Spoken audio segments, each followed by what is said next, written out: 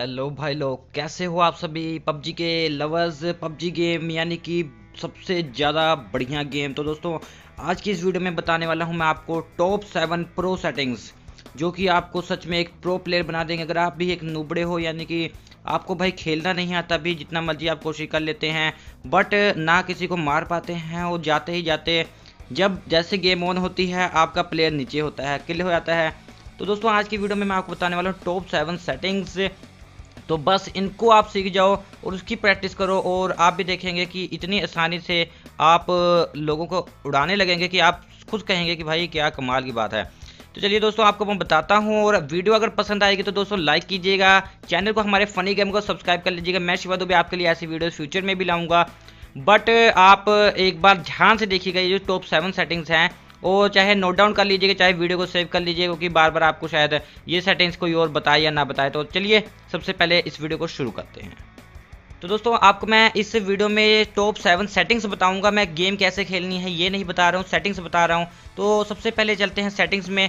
तो ये गए सेटिंग्स में, तो ये हैं आपके पास सारी सेटिंग्स जो अभी नॉर्मल जो आप नोबड़े प्लेयर होते हैं उनकी लगभग ये सेटिंग होती है। अगर भाई लोग आप एक प्रो प्लेयर हैं तो आपकी जो सेटिंग्स है वो एडवांस होंगी, बट जो नूब होते हैं उनकी नहीं होती। तो ये वीडियो स्पेशली नूब के लिए है।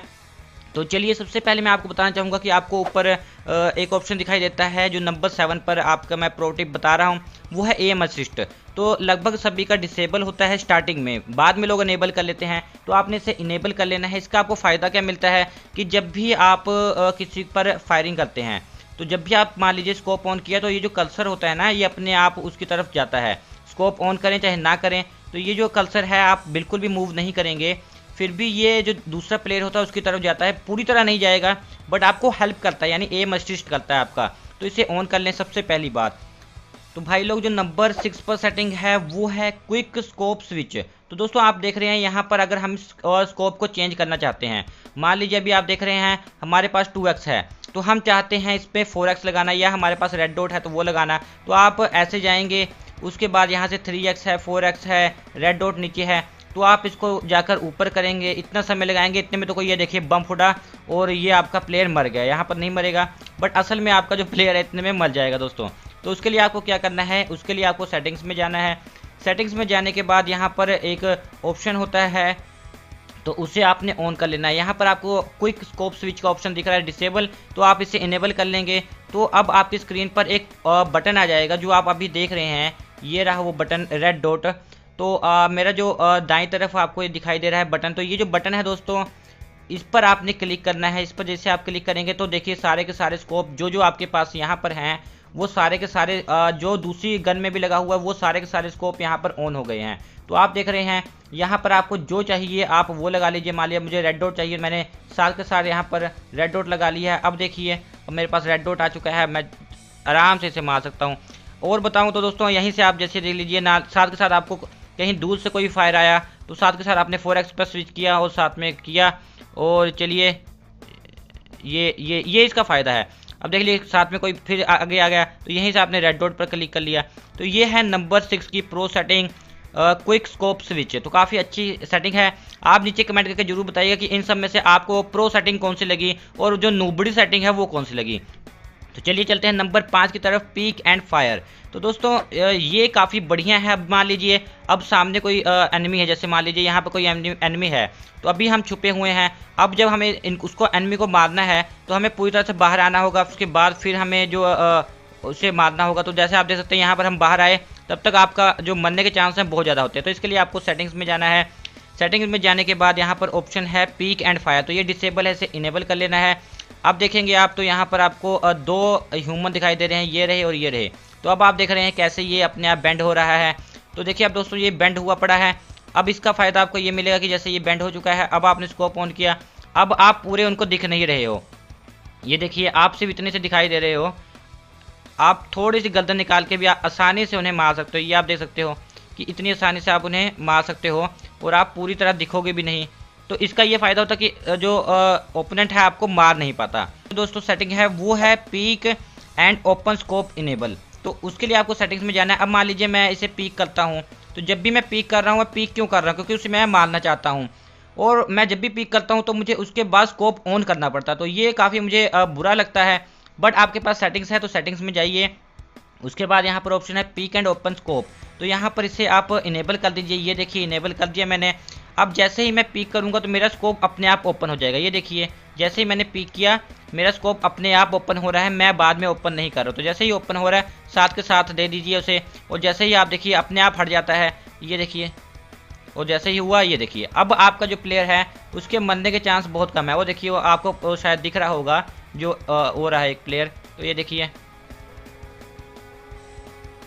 आप कितनी आसानी से किया, और साथ के साथ जैसे आपको लगा कि आपके कोई भी बुलेट लगी आप साथ के साथ अंदर हो चुके हैं। तो ये भी काफ़ी बढ़िया है। उसके अलावा दोस्तों एक लीन मोड भी होता है। जैसे मान लीजिए अभी मैं इसको क्लिक करता हूँ लीन मोड, तो मान लीजिए मैंने अभी पीक किया और आप देख रहे हैं जो मैंने पीक कर दिया है स्कोप ओपन हो चुका है और मेरा प्लेयर ऐसे ही खड़ चुका है।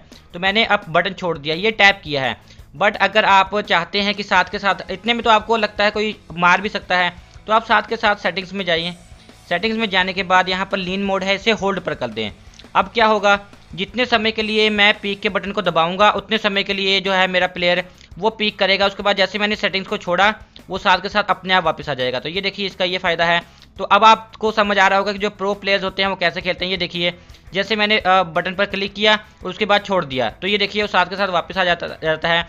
और मैंने मान लीजिए उस पर अटैक करना है, तो जैसे मैंने पीक किया साथ के साथ मैंने बंदूक दबाई और मैं अंदर अपने आप हो गया। तो ये बहुत ही सेफ चीज़ है, जो प्रो प्लेयर्स होते हैं सिर्फ वो इस्तेमाल करते हैं।